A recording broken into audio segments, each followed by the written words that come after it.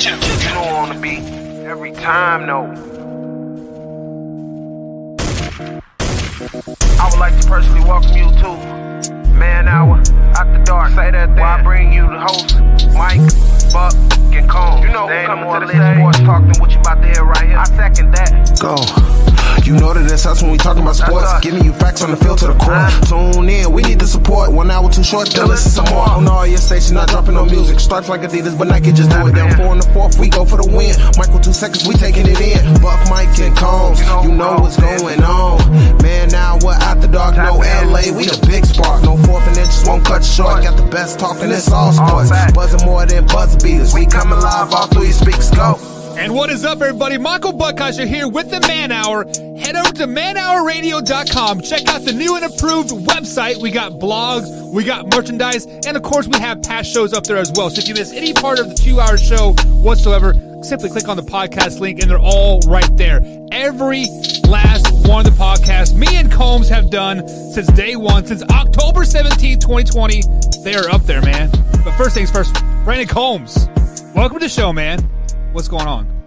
Man Hour Nation, are you ready for the best damn sports radio show on the planet? That's right, Man Hour Nation, baby. What's going on, Buck? Yes, sir, dude. I am like, I've been on this emotional roller coaster, like we sold our house. Well, we accepted an offer on our house was the last Thursday, right? We had our house inspection today. We still don't know the results of it. We it put like an offer. Week. It's ridiculous. We put an offer in on the house yesterday. We got out. It was like a bidding war, and they basically took the higher offer, like obviously, which I would have done the same, more money in my pocket. So it has just been this emotional roller coaster, starting to stress out because, man, here in like 20 days, I'm going to be homeless, man. Like that's just the way it is. Like I'm going to be living in a hotel or I don't know, something. You'll find something. Something will come along for sure. But one thing we know is for certain, for the next 2 hours, you ain't got no bills. You ain't got no kids. You ain't got no wife. It's just you, me, and some sports talk, baby. Hell, so a general rule of thumb that I have literally lived my life for since the day I was like 6. I mean, since like 6 and like until I stopped playing ball was like once you step on the like in the lines of a field of the squared circle, whatever you want to call it, yep. You can live life as loud as you want for the next 2 hours, and that's exactly what we are going to do. However, you can only do that when you step in the lines of the baseball field or the football field or the paintball field. What you can't do is do it on the outside of the lines and live life loud. And that's exactly what Jared Porter did, the Mets GM. He was on the job, Combs, for not even a month, man. Not even a month, and he gets fired for text messages that he sent back in 2016. So if you guys have been living under a rock, I'm sure you have heard, or if you haven't been living under a rock, you have heard what has happened. This Jared Porter guy sent over 63 text messages with pictures of his wanker and some smiley faces and just basically unsolicited sexual attention to a female reporter. But the first thing that comes to my mind was, for one, what took this woman so long to come out? This happened in 2016, Combs. So before you get too carried away, I love Tori, man. What's up, Tori, man? Thank you for the show. So before you get too carried away, in 2016, when all this was happening, she actually went to somebody else in the industry. They haven't named who. They haven't said whether or not it's in the Cubs organization or if it's another reporter or whatnot, and confided in them, and they helped her move on. And she had since she left being a reporter. She now went into finances and stuff like that. Mm-hmm. So, look, I mean, I'm with you. Like, I'm very much in that frame of mind that this happened in 2016. Now, if this was a case of, oh, now he's got money, now she's suing him, now she's looking for damage, she's not looking for any of that. She's not pressing charges. She's not asking for money. She's not doing any of that. This story was actually broke in 2017. ESPN had this story in 2017. They just never reported it. So So my thing for this that guy makes you wonder why is- though. Why didn't they do that? Like, it's I don't know. But what I do know is, dude, you were talking to yourself for 59 messages. 64 messages, right? Well, right, but she responded to a couple. Like, you know, at first she asked him if he was married. So at first I was like, well, maybe she's into this guy a little bit, just wants to make sure he's single. And then he said no, and then, you know, a bunch of more text messages, and then, you know, finally after he sent the, you know, his, you know, little wing hanging out, she was like, look, could you please stop sending them? And then he was like, oh, I'm sorry, blah blah blah. And then after that, he messages her again. And I'm just like, dude, like, at some point, you've got to understand as a man that she's not that into you. And not only that, but, and I don't understand this, when this happens with athletes, like the whole Ben Roethlisberger thing, we all know about his, you know, discretions and the stuff that has gone under the radar with him. I don't understand the mentality. If you go to a bar... If you are this guy, you go to a bar and you say, I work for Major League Baseball. I make X amount of dollars. You're going to have plenty of opportunities that you don't have to talk to yourself for. Right. So I don't know. Like, I don't understand mentality. I don't feel bad for this guy at all. I mean, he's an idiot. I mean, he just doesn't understand when a woman's blowing him off, which, you know, so is one in his own. But hang on, pause real quick there. So I get what you're saying. Yes, the 64 messages unanswered should have raised a hint like, hey, maybe this girl isn't quite into me, right? Tori Anderson, you are the man over there. But the one thing that I want to say was, like, when they first started. So first of all, he had to have got her number somehow, some way. So clearly they had some type of interaction. Yes, I know she is a reporter, and I think he was working for the Cubs at the time, if I'm not. Yeah. So like somewhere they crossed paths and had mutual interest, and they traded for phone numbers. Like, you can say it was for work or whatever you want, but somewhere there's that mutual connection. Secondly, he sent a selfie to her, you know, just a normal smiling picture, and then she sent one back, and then he asked, hey, do you want more? And she said, LOL, yes. So clearly that, like, obviously that isn't open the door for, like, a penis pic, right? But it is opening the door for some type of conversation to the fact that, hey, she is interested. But then I heard somebody say that, hey, she was fresh in, like, America and still learning the English language, which, like, at what point do you have to, like, throw that out the window because of the group? Because we have a very powerful tool right now called Google Translate. You can literally translate what you want to say. She's reporting in English. Yeah. She's writing in English. Like, I get what you're saying. I think that in this aspect, this one was actually on him. I mean, there have been plenty of times where a guy has been accused of doing something, you know, once he gets famous or once he gets big, and at first when this story broke, I was like, oh, here we go again, because it does happen. I mean, there have been plenty of times where guys have been falsely accused, and this just doesn't seem to be that situation. This just seems to be, this guy was a moron and didn't know when to say no. Yeah. And yes, it's coming out now because now he's in a position of, you know, hey, look, you're running the team, blah, blah, blah. And for whatever reason, the story gets out now, even though they had it back in 2017. I don't understand what... Tori's killing me, man. Yeah, I saw that. Also, Tim Leonard, what's up, man? What's going on over there? Hey, what's going on, Tim? But no, look, this guy just, I don't know, he overstepped. The pics were the last things that he sent, not the original selfie, but like the him, you know, his heart on inside of his pants, and then, you know, obviously then he unbuttons them and sends a pic of his penis, but those came last. I mean, those were like the 59th and 60th text without her responding, and at that point, you just got to be like, just chalk up your losses, man. She's just not that into you. like, obviously he was in the wrong, like, 100%. Also, two other people were, like, in the wrong, like, as well. For her, obviously we don't know her name, we don't know who she is, but why didn't she just block his number, like at some point? You'd be like, hey, you know what, like, I don't want to hear from you, block, and then boom, yeah. The day is over. I don't know what she was reporting on. I don't know what she was writing, so maybe, their jobs made them cross paths, maybe, because he did, one of the texts that he sent said, okay, sorry, if you ever need anything for work, let me know. Yeah, well, that was after she said, "Stop sending me the pics." Stop sending me all these nasty pics of your 2-inch dong. So I don't know. I don't like. I know what situations you're talking about, but this just doesn't, like, this guy was just. Yeah, he deserved to get fired. And look, the Mets, kudos to them. Zero tolerance. The new Mets owner said, look, we are not going to be the dumpster fire that we've been over the last however many years. Yeah. This is zero tolerance policy. We didn't know about this when we hired him, which I also find kind of hard to believe.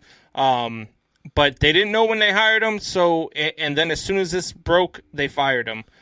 And, now they're on the search for another GM, their second GM this offseason, so. I would safely say that like, they didn't know that information because, like, honestly, I don't remember what happened 3 years ago. I know, like, maybe excessively texting my wife, for like 3 months straight, like, hey, right? But, like, I'm not going to remember what's up, Milton. Things that happened 5 years ago. And then the second part of my issue that I had was that ESPN they're like that evil ex that are just, like, sitting on something, and then you know what? Poof, that's like, mainstream media now, though. I mean, and ESPN's part of it. I mean, it's very political over at ESPN. And look, I at some point would love to work for a place like ESPN or MLB Network or something like that, but it's been very political lately. It's been. It's so bad in mainstream media that, like, I can't even watch it. Like, I'm watching the news tonight. My father-in-law watches the news every night. Right. And so I'm sitting down with him, hanging out, talking, and we're watching the news. And I just start, like, shaking my head because you can tell which side of the fence that they're on with the whole political side. And you're just like, man, way to just tell half the story. That's awesome. Exactly. And then Drew, like, he says he has a hard time remember this morning, let alone years ago. Yes, man, like, I am the same way. Like, I literally forgot to feed my dog the dog this morning, and I came home from work, and like, my man's like looking at me like, hey, man, like, are you going to feed me? I'm like, dude, like, chill the F out. Like, I fed you, right? That's why I tell people all the time. People are like, they're like, how's your memory? I said, look, if I'm on my way home from work and the wife calls and says, hey, can you grab milk? And I'm 5 minutes from the house, I'm going to say, yeah, sure. And I'm going to walk through the door 5 minutes later and she's going to be like, well, where's the milk? Exactly. Because I'm going to forget on my way home. Yeah, guys. So, I mean, Jared Porter, the Mets GM, on the job for a month, has been fired because of the stuff that happened back in 2016.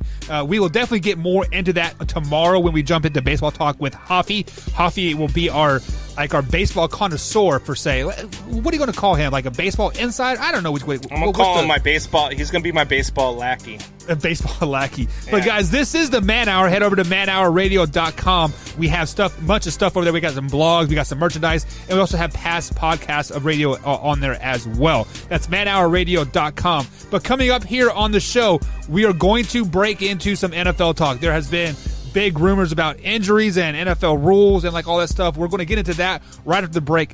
And, of course, we're going to finish Way or No Way, since yesterday got off the rails so bad. We got to finish the second best segment of the Man Hour. All that and much more, guys, right after this.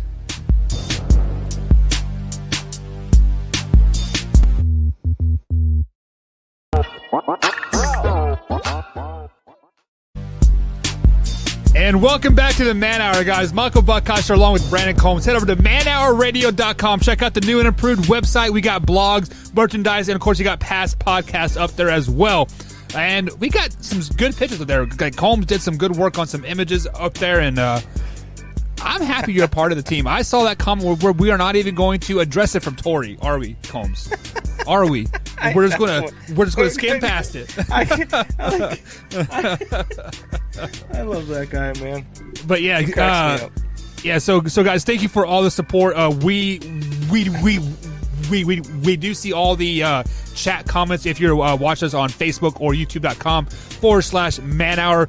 And at the end of each segment, we're going to start addressing those comments a lot more in depth. That is Combs' job. So if we don't get it, that is Combs' fault. That's not my fault or Wyatt's fault. But Wyatt is MIA tonight. He is on assignment. He is calling the Jeffersonville high school basketball game, and apparently he has some really good friends there looking over his shoulder tonight. So but guys, let's get into some NFL talk. Like obviously this is NFC and AFC championship weekend. We have the Buffalo Bills take on the Kansas City Chiefs, and the Green Bay Packers take on the Buffalo Buccaneers. But we aren't going to talk about those games yet. Stay tuned tomorrow. We'll definitely break those down.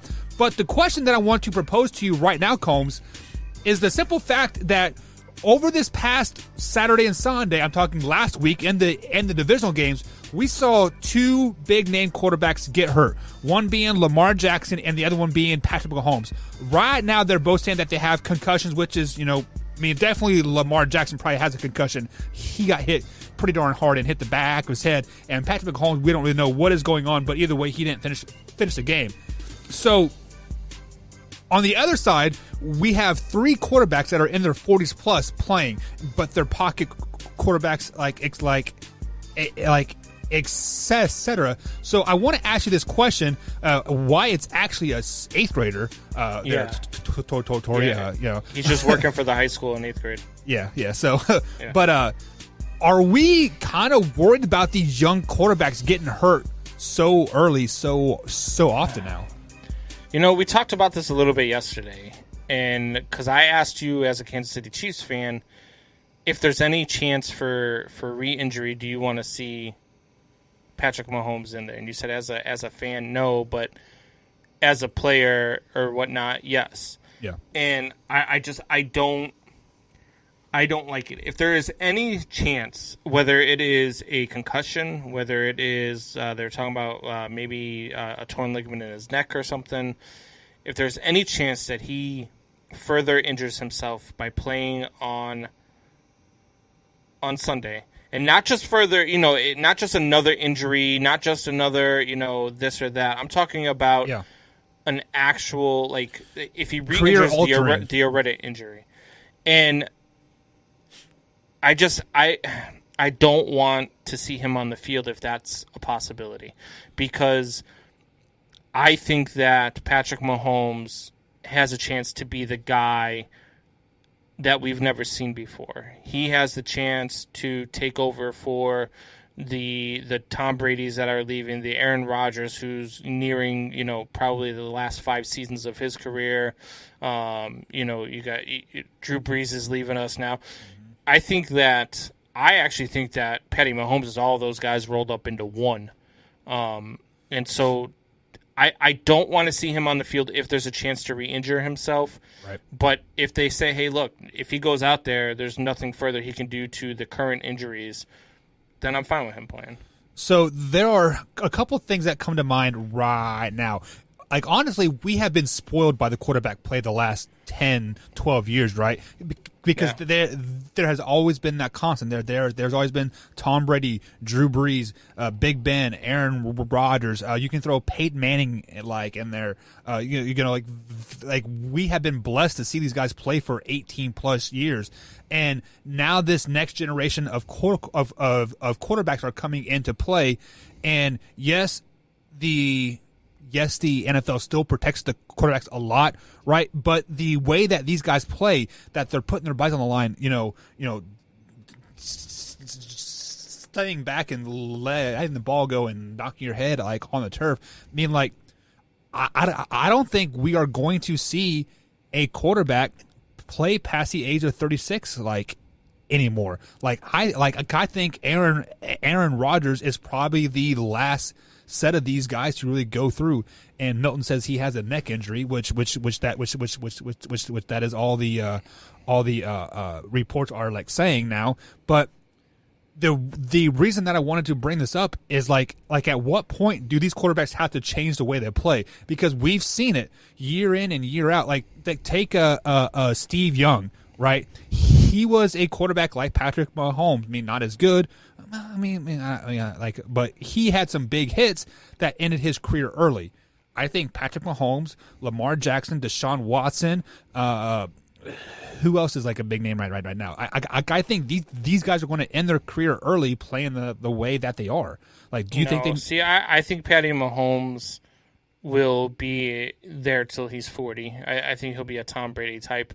I think that Deshaun Watson is cut of the same cloth. I think these guys are both pocket passers that can run, as opposed to Lamar Jackson, who's a runner that can sometimes throw.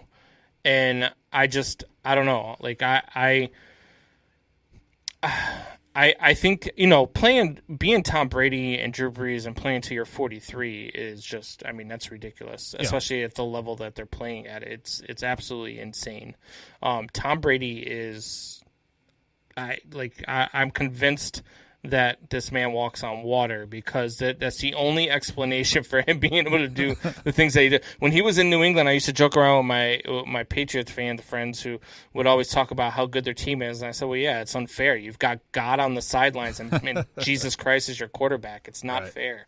But I don't know. I think that these guys will be able to sustain careers, with the exception of Lamar Jackson. Now, question I have for you, and Drew Brucey says he was choked out. Yeah, he was, now, 100%. Did you have any problems with that tackle? I did, yes. Why?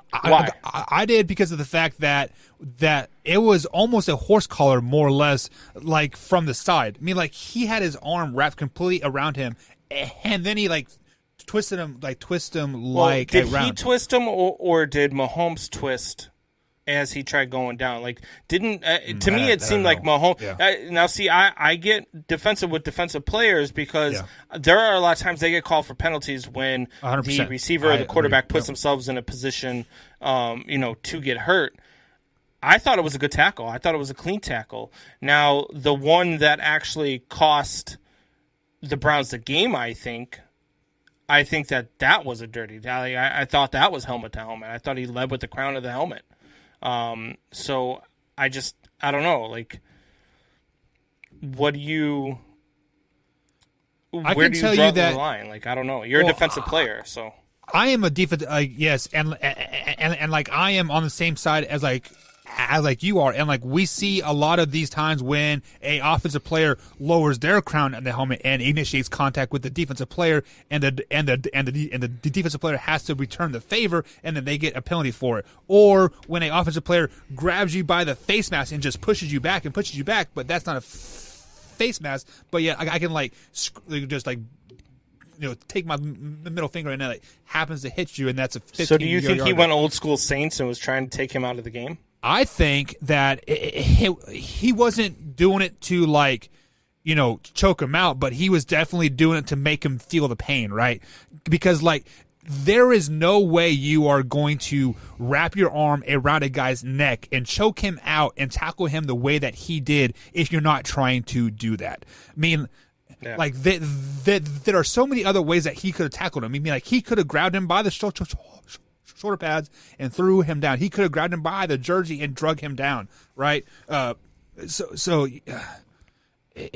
was definitely, I wouldn't say a dirty hit, but it wasn't a clean hit either. Yeah. So let's get right into it then, because we got a couple people now saying Torrey Anderson, head-to-heads need to be reviewable, though. If a defensive player is going low and an offensive guy ducks his head, it should be a no call. So the Browns were going in for a touchdown, and the Kansas City defender came in and lowered his head, and he fumbled the ball out of bounds.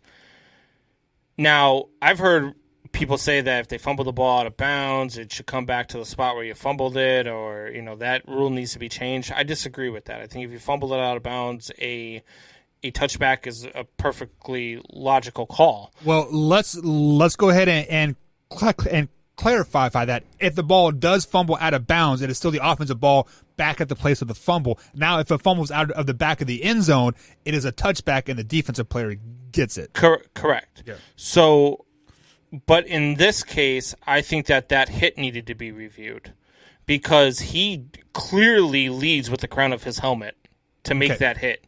He is clearly using the helmet as his tackling point there to try to jar the ball loose, which is against the rules. No, so putting your helmet on the ball is not against the rules. He did not put his helmet on the ball. He put his helmet on his helmet. So you are telling me when a guy is running 20 miles an hour and I'm running 30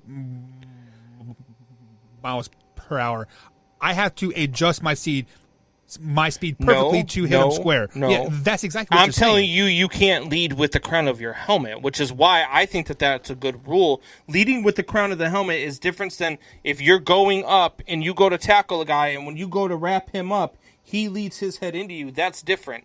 That's not what this was. This guy went and did full bullet. I'm going to be like a fish flying out of the water, and I am only leading with my helmet. That is where you get into the danger point, and that is where they need to actually make those plays reviewable. Let me ask you this question. How would you have tackled that guy then? Well, I'm myself in the NFL watching it, and I talk about it every week, and I kind of feel like I'm an old man when I talk about it. But nobody freaking wraps anybody up anymore. Everybody goes for the shoulder tackle or the big hit. There are so many times where I see a guy like gain an extra 4 yards because instead of trying to tackle and wrapping him up, you're either shoulder tackle him or you're going for the ball. Like, whatever happened to stopping a guy from getting a first down or getting extra yardage and wrapping a guy up and just taking him down? Three things. The NFL doesn't do that anymore. Three things. One of them is if you wrap up and you throw him to the ground and you land on top of him, that is a personal foul because you are putting your body on the quarterback, right? Not on. I think it's on anybody. I think that's only on the quarterback. I've never seen it called on a receiver. Well, because usually they don't wrap him up. They just kind of just like run through the guy anyways. Secondly, when you wrap up and you put your head in unnecessary spots, you are more likely to get a concussion, and we've seen it when you even if you don't have a concussion but you have like, oh, that was a big hit, they're going to take you to the locker room and they're going to keep you out for 10-15 minutes and do a concussion test, and that could be the matter of like a game. So why not go for the larger hit, keep your head out of the play and just run through the guy. Thirdly, if you do not go for the big hit or go for the ball, 9 times out of 10, you are going to get juked out of your shoes anyway, so you look like a fool. All right, so when Drew says when two guys are running full bore on both leaps, there's very little control at that point. However, I disagree. I play hockey, okay, and I've played hockey a lot, and I'm telling you right now, I'm moving faster on skates than you do on feet. It's just, I mean, that's just fast, how it is. You ain't that fast though. I'm faster than you. I mean, let's be real. I have never once gone into the corner, into the boards, or at center ice and gone to dislodge the puck by lowering my head and putting my head straight into another guy's chest. That's not how you. That's not how you. For one, you're taking a chance of injuring yourself, and it's just a stupid way to do stuff, which is why they tried outlawing it in the NFL. For two, if the guy's diving and you're trying to stop him, you can dive to try to stop him without leading with the crown of your helmet. Am I not? I mean, am I crazy at thinking you can control yourself when you are go crazy. No, you are. Yes, absolutely not. Because at a very young age, like nowadays we are teaching to put your head behind the play, but when like Sherman and like all these NFL players were coming up, you were always taught to put your head in front of the guy. So like if I am running left, I'm going to put my head on your left side to prevent you from going past me, because you are taught you have to break my neck to get past me like at that point. So let's say that he is leading with his shoulder, right? And like he is trying to tackle him using his shoulder. He scores a touchdown. That play. Right, because his helmet doesn't hit him in the side of the helmet, and he doesn't lose his marbles and the football. Sherman did everything textbook. We are taught to I disagree. To meet them before the pylon, because once the ball passes the pylon, that is a touchdown. If Sherman doesn't do that, the Browns score, and they probably win that game. Let's be flat out honest. Well, Maybe not, because those circumstances wouldn't have been there. Patrick Mahomes may have not got hurt. Tori says the last time I went ice skating, I fell so hard backwards I sliced my ass cheek wide open with like my skate. Not the next Bob Probert, he says. So Bob Probert was a Detroit Red Wing and Chicago Blackhawk who used to just get on skates and he could barely skate, so he would just fight people. If he was on the ice, you knew a fight was coming. So, but let's take your ice hockey reference there. Like, you are not preventing a guy from, like, scoring, like, going past a line. You are trying to just, jar him to, like, hey, I am here and I'm taking the puck away from you, right? No, you're trying to hit him as hard as it's just same mentality as football you players. You are trying to hit him as hard as you can, but if he passes a line, he doesn't score a touchdown. No. I mean, it's harder to score in hockey than it is in football for sure. Okay, but well, then let's take this point to like a fact. When you're ice skating, you both are standing straight up, right? These guys were diving, right? So therefore, your head naturally is going to go down because you are diving. When you are up, like when you're skating up, right? It takes a lot to skate like this, right? Like your head is naturally up. Yeah, I mean, I don't know. I think that play, if they reviewed it, I think that ball comes back to Cleveland and there's a penalty on the play. Well, then if you want to review that, let's talk about that Kareem Hunt touchdown. Like, I know Milton is in the chat. He is a Kansas City Chiefs fan, my boy Millie Mill. Kareem Hunt literally lowered his head into the Honey Badger's back of his neck and ran over him. How is that not a bad thing? What do you? Maybe I missed the play. I saw a couple of stiff arms, but so Kareem Hunt was like, I think it was like on the second or third, or second, the 3 or the 4 yard line, and Kareem Hunt gets a sweep to the right, and he lowers his head, lowers it straight down to where the crown is, leading the way. Now that's supposed to be a penalty too, though. Offensive players can't lead with the crown of their helmet either. Right. So to me, I say it both ways. Like, I'm against anybody leading with their helmet because, for one, it ends careers, and for two, it's just stupid. Let me ask you guys this quick. Let me ask you this question, guys. Here in the chat, feel free to comment as well. When you dive, where does your head naturally go? Is it naturally going to be pointing down? It depends on why you're diving, because like when I dive in baseball or when I dive in hockey, I'm usually diving after the puck, so my head has to stay up so I could see where the puck's your head at. isn't Same up. thing in baseball. If I'm diving, my head's definitely up. It's looking at my glove. It's looking at the ball. It's It is, Combs. It is not up because like look at my hand here. Here, like there's your head. You're like your eyes are pointing straight forward. When you dive, you can look up, but you can still see the top of your head. You are still, quote, leading with the crown of your head, whether you want to admit it or not. I don't know. I think that hit was a penalty for sure. I think it was a great. I think that the Browns got screwed. I think it was a great defensive play. So, speaking of getting screwed on that play, many people say that they got screwed because the ball did fumble out of the end zone, therefore giving the Chiefs the ball on the 20-yard line.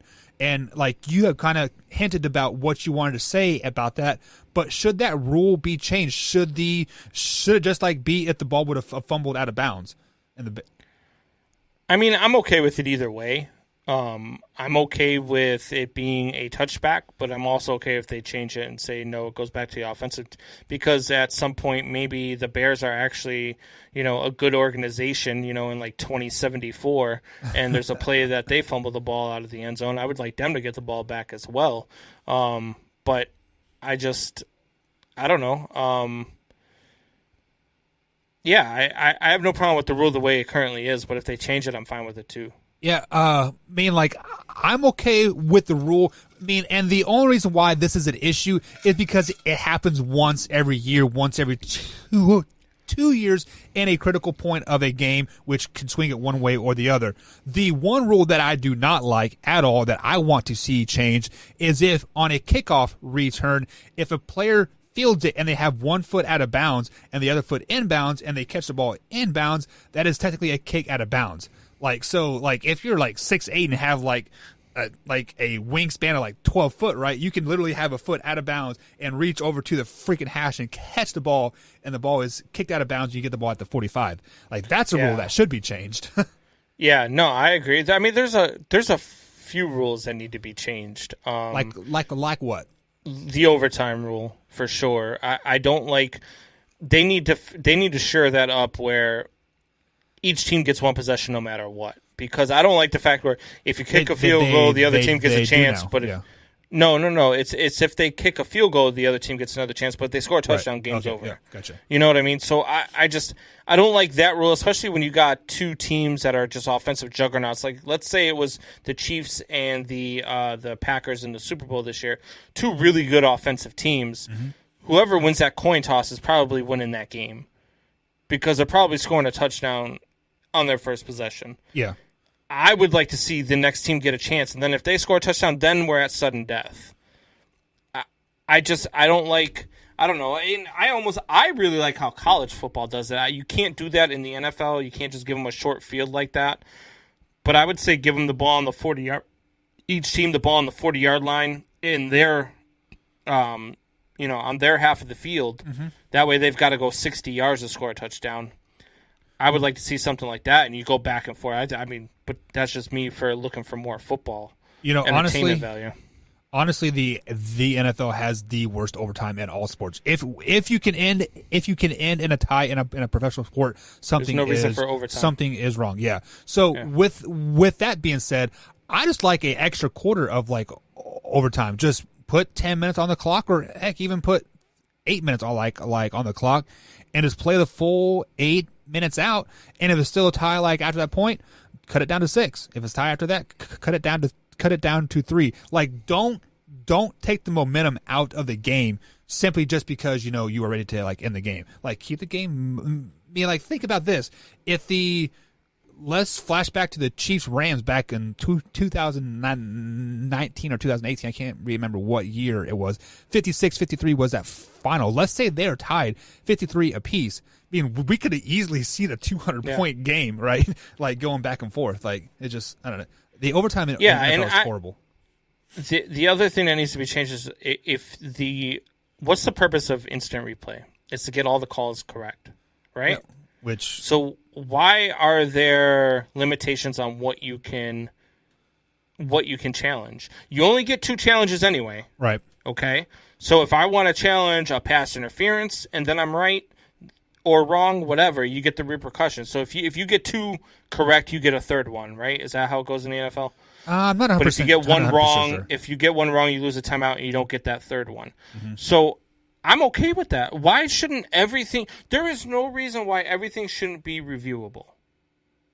No reason whatsoever. Especially in the final 2 minutes of a game, a playoff game. I mean, it cost the Saints a trip to the Super Bowl a couple of years ago. Right.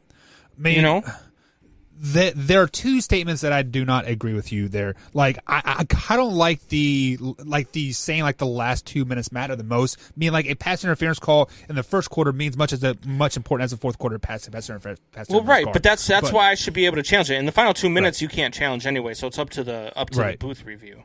But that's what I mean by it's important in the final 2 minutes, because the booth reviews everything at that point.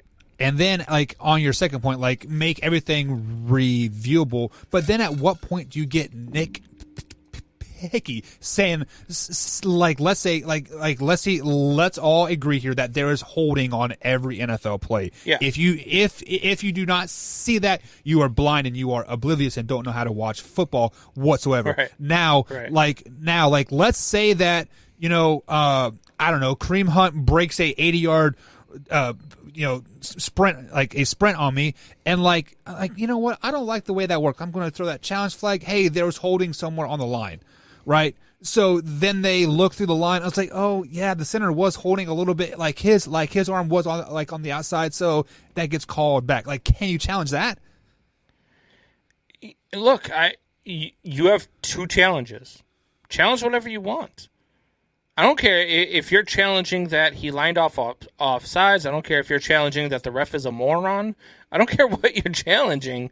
Challenge whatever you want. You've got 2 challenges, and if you get both of them correct, you get a third one. It's not like you're slowing down the game any, because they still got those challenges. No, you're not. You still got those challenges anyway. Everything should be reviewed. If you miss a pass interference call, or if you miss a helmet-to-helmet hit, that especially in a playoff game, like that's just that can't happen. See the problem with that is like when you challenge something like a helmet-to-helmet hit, they are slowing stuff down so much that it cannot even look bad like live, but when you slow it down, that's the problem with everything. Man, right? Like, that's the problem with replay in Major League Baseball as well, because they're using it for stuff that it wasn't intended for. It was intended for fair or foul, but now they're using it if the guy was slid and his cleats came up a centimeter and the tag was still on. You know what I mean? So I get what you're saying with where do you draw the line, but the idea is to get all the calls right. And if the refs miss something, I mean, that's, especially as a player, I mean, that just sucks. When the Rams won that NFC title game on that pass interference, that was like, he got there 10 seconds early. Like, Drew Brees was throwing the ball, and as the ball's thrown like this, his receiver's getting hit, and they didn't call it. It was absolutely ridiculous. But that stuff needs to be reviewable. Yeah, like watching that. So they did experiment it with like a little bit, like the following year. You guys are making me fail my Mary. You guys are making my fail Mary PTSD flare up. Remember the fail Mary? Yeah. In the end zone. Yeah. Sheesh.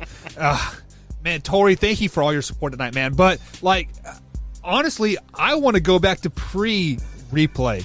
I want to go back to where you actually had to catch the kickoff every time, and just not like, I don't want to catch it. Like, come on, like, I don't want to see the NFL pre-replay. Do you know how bad officiating is now? Yeah, that's because they rely on replay so much. That's because they rely on replay. If they didn't have to rely on replay, it'd be a lot better. What was the one? I forget what play it was this weekend, but the guy was clearly not down when he fumbled the ball, and they called him down by contact. Yeah, like, and that's not he was still running when the ball came loose, and then fell when he went to go recover the ball. And they said, no, he's down by contact. Like, wow. I mean, it is what it is. But, guys, we are going to take our second break of the night. On the other side of the break, we are got way or no way. Brandon Coleman is going to lead the way, as always, on that. But, guys, head over to manhourradio.com. Check out the new blogs, the merchandise, and just new and approved website itself. Let us know how you like it. But, guys, if you missed any part of the show whatsoever, iTunes, Spotify, and iHeartRadio as well.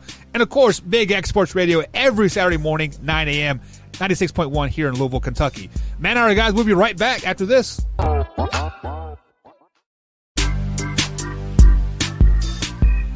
Man Hour Nation, what is going on? We are back, and your favorite segment of the week is back for a second night straight. So we are going to finish up. There were a couple that I had left, and there's a couple more that I could think up as we go here if we need to kill time, but we left off yesterday, and we did not get to the one where I wrote specifically for Wyatt. That's a big word for you, Combs. I'm proud of you for saying that correctly. I know I can't say it correctly. Neither can my girlfriend. She always says Pacifically. Yeah, like the ocean, Pacific. Yeah. She has to think about it. If she needs to say it, she's like, specifically. And like, you know that one word, right? Yeah. So, I feel your pain, Michelle. So the one we're going to get to here is if Aaron Rodgers beats Tom Brady on Sunday, she chimes in. Thanks for watching, Michelle. Appreciate it. If Aaron, she watches every single. She doesn't watch all of it, but she watches every single episode. She's always supporting. Great. She is amazing. That's why she is mine. But anyway, if Aaron Rodgers beats Tom Brady and wins the Super Bowl, it will be argued that Aaron Rodgers is the GOAT. So I actually think that this is kind of the argument anyways. I mean, like, many people are kind of putting Aaron Rodgers over Tom Brady as is because of the stupid. Of the regular season stats. What is the stat that, Aaron Rodgers is the only one that is like 40 touchdowns, 3,000 yards, and 5 or less interceptions has only been done 3 times. Aaron Rodgers has done it all 3 times. Yeah, and so like when like people hear that, they instantly think, wow, better than Tom Brady, better than Joe Montana, better than XYZ. But at the end of the day, many people like that I disagree with measure success and greatness with the amount of rings on your finger. So no matter who wins the Super Bowl, whether it be Patrick Mahomes, Josh Allen, Aaron Rodgers, or Tom Brady, right now, Tom Brady is still the greatest quarterback in our generation. When I say generation, I'm talking like from 96 on, right? Because I mean, yes, I did see Joe Montana play when I was like a kid, but I don't remember him at the San Francisco 49ers. I don't remember Johnny, and like all those other guys. Like, I don't know them, but Tom Brady is the greatest quarterback in our generation. No way whatsoever. Aaron Rodgers is he is not in that conversation at all. Aaron Rodgers is not in the conversation? No, I don't think so. Oh, that's where you're wrong. So I don't think that right now you can argue that he is the greatest of all time. And even if he beats Tom Brady and wins the Super Bowl this year, I still don't think you can argue it, because a lot of people come at you with he didn't beat Tom Brady, so Tom Brady was 43 years old and right. Blah, blah, blah. But for me right now, it is Tom Brady number 1, Joe Montana number 2, Aaron Rodgers number 3, John Elway number 4, Peyton Manning number 5. That's my top 5. And for me, if Aaron Rodgers wins another Super Bowl, he jumps over Joe Montana. And the reason why I have Tom Brady over Joe Montana is because of the talent surrounding them. Tom Brady did so much more with so much less. Right. Like Tom Brady, with the exception of his 2 years with Randy Moss, which, by the way, he set passing records, touchdown records, right, and went 16-0 in the regular season when he finally had a Hall of Fame wide receiver, is why I have him over Joe Montana. And if, Aaron Rodgers does it again, which I think you could argue right now, Rodgers over Montana, but if he wins another Super Bowl, I don't even think it's debatable. I think he's better than Montana. And then, you got the other guys on there, but Aaron Rodgers is phenomenal. And like Tori says, Aaron has played 16 seasons and still hasn't thrown 100 interceptions. That's ridiculous. Mm-hmm. That's an insane. The guy is just very, very smart as a quarterback. Now, it would take Winston 5 years to throw 100 interceptions. I've said it 100 times, and Tori, I know you're a Green Bay Packers fan, so I hate tooting, the Packers horn here, but Aaron Rodgers is on another level, and the Green Bay Packers absolutely wasted the best years of Aaron Rodgers. They did not build around him correctly. They did not do the things that they needed to do to win with Aaron Rodgers as their quarterback, and having Mike McCarthy as their head coach for so long was the other mistake there. I think that Aaron Rodgers, to be honest with you, I think it's Aaron and Tom and everybody else. That's just what I think. So let me ask you this question, because many people probably agree with your list. Like you had Tom Brady, Joe Montana, Aaron Rodgers, and then John Elway, and then Peyton Manning. Right? Many people probably had that list. Meaning at least those top 5 guys in some shape, way, or order. How did you make your list? Is it off of the stats? Is it off the championships? Is it off the eye test? Because me personally, all of it. I make a test, I make a list through the eye test. Like, I don't care about stats. Yeah. Yes, if it's Aaron Rodgers and Patrick Mahomes both played great all season, who had the better stats? I got to get the nod to one guy or the other. Let me ask you a question. When you're bored and say it's, March or February right after the Super Bowl and there's no other sports on, what do you watch? What do I watch? I watch NFL Mic'd Up, honestly. Okay, I freaking love that show. I watch the ESPN Classics. I watch I watch film. I watch, stuff on older players. Like, I've seen so much Dick Butkus film, I feel like I watch the guy play. Right. Like, that's what I do. I watch a lot of film. I've seen, I watched Joe Montana as I was growing up. I've seen a lot of these guys. I've seen Johnny Unitas a lot. And, obviously I was alive for Elway and Marino and all those guys. But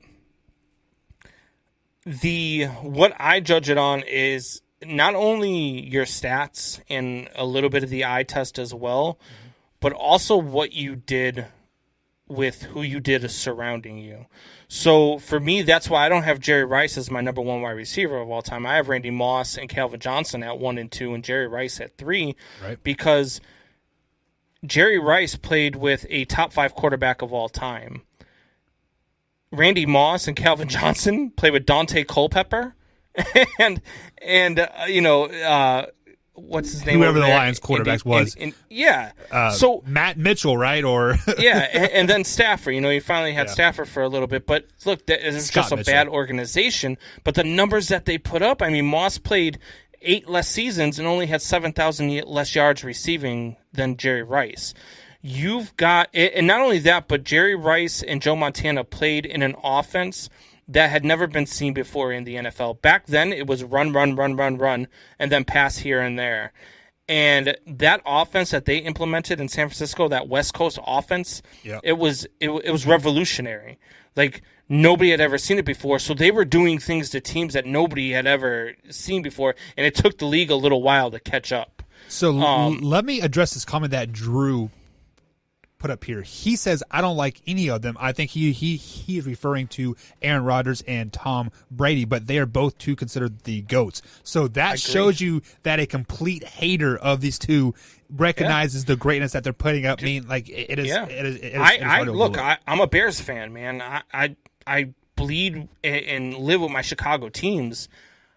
I can't stand Aaron Rodgers. I can't stand the Green Bay Packers. And I lived in New England through the height of all of their championships that they were winning in the early 2000s and late 2010s. I hate the New England Patriots and their fan base. So I don't like these guys either. But Tom Brady, you just can't deny it. When I knew Tom Brady was going to be great was I think it was in 2003, 2004. They had already won 1 or 2 Super Bowls at the time. But he's in the pocket, and Ray Lewis comes through untouched. Yep. And Tom Brady stands there, takes the hit, and completes a 15-yard out route to, I think at the time it was Troy Brown. And just takes the hit, but makes a complete pass, and they win the game.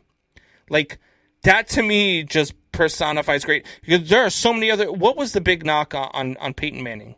If you hit him, and you hit him often, he was not the same quarterback. Yeah. And that's why he didn't perform so well in the playoffs. That's a knock for anybody, though. Like, if because I think you could... Tom Brady spent a lot of time getting hit. He spent a lot of time getting hit early in his career, and he stood there and took it. And that's where I got respect for Tom Brady. And I just, the more and more you watch this guy and the things that he's done, that, being down 28-3 in the Super Bowl and coming back to win that game. I mean, that's just, he does things that too, though. I mean, look, this guy won with Wes Welker as the staple of his wide receiving core. Yeah. So Wes freaking Welker. Before we address some of these more comments here on the Way or No Way segment tonight, guys, just some backside story. Combs and Wyatt and myself are all in a group chat, and we consistently talk to each other all day. And I sent them a TikTok earlier today. And did you guys know that Steph Curry is arguably the best 3-point shooter of all time? He is. I think he's a 42% 3-point shooter of all time. 43. Yeah, and then Tom Brady has made it to 9 Super Bowls out of 20 years, so he has a percentage of 45% getting to the Super Bowl every year. So he has a better percentage of making the Super Bowl than Steph Curry has making a 3-pointer. With that being said, so let's go ahead and address. Let's go ahead and address some of these comments that Tori is putting up here. He says there are different leagues now, though. So, Combs, I want to ask you this question. Would quarterbacks like Dan Marino, because I believe Tori had Dan Marino in his top 5 quarterbacks of all time, Dan Marino and Joe Montana, would they succeed in the NFL right now, in the 2021 season? Their numbers would be even better in this league. 2 reasons. One, your wide receivers and your running backs are bigger, faster, stronger, more athletic than they were back then. 2, you can't touch them. Yeah, they're protected. I mean, remember Jim McMahon with the Bears, and Torrey Anderson will know this one right off the bat. They were playing the Green Bay Packers, and Jim McMahon throws a pass, and the guy's running downfield, and he's walking down the sidelines, and this is like 10 seconds after the play goes by, and a Green Bay Packer defender picks him up and body slams his head straight into the ground. That was the NFL back in the... If you did that now, you would be in prison because Roger Goodell would sue you and he would press charges for touching his quarterbacks like that. So those quarterbacks now would be a lot better today. I believe that their numbers would be even better than what they are. So on the flip side of that, let's take this in reverse. Let's say Aaron Rodgers, Patrick Mahomes, Tom Brady, and let's say Lamar Jackson as well played back in those John Elway, Joe Montana eras. Would they succeed? Tom Brady would. Patty Mahomes would. Aaron Rodgers definitely would. Those run-first quarterback, Deshaun Watson would. Lamar Jackson would not. Lamar Jackson would have already had his head on a stick in somebody else's opposing team's locker room as a trophy. But some of these, I mean, look, I said it before, Patrick Mahomes is a pocket quarterback that can run. Same thing with Deshaun Watson. Deshaun Watson is so smart in the pocket. Watching that guy play football is absolutely phenomenal, but he's being wasted in Houston. So I think a lot of those guys would make it back then. I still think Tom Brady would probably still be the GOAT right now if he played back in the 80s and 90s. That's an interesting fact there. But, guys, we're going to take another break. On the other side of the break, we're going to talk some more NFL, and we're going to talk who is the most overhyped team going into championship weekend. Yes, it is the Final Four, but there are still some overhyped teams going into the weekend. All that much more on the Man Hour, guys. We'll be right back right after.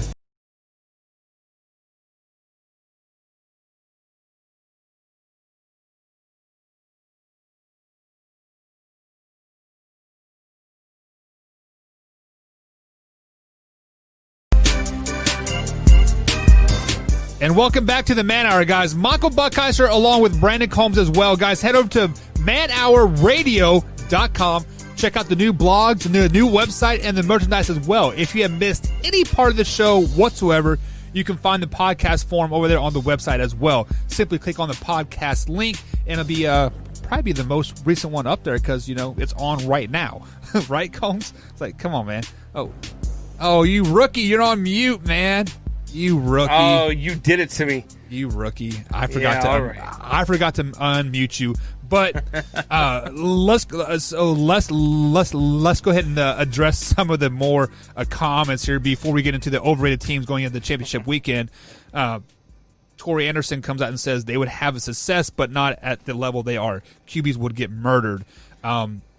I think some players would have more success, like some of those big body quarterbacks, like let's say Josh Allen, for example. I think he could take a beating in the old days and probably still put up the numbers, if not better numbers than what he is now.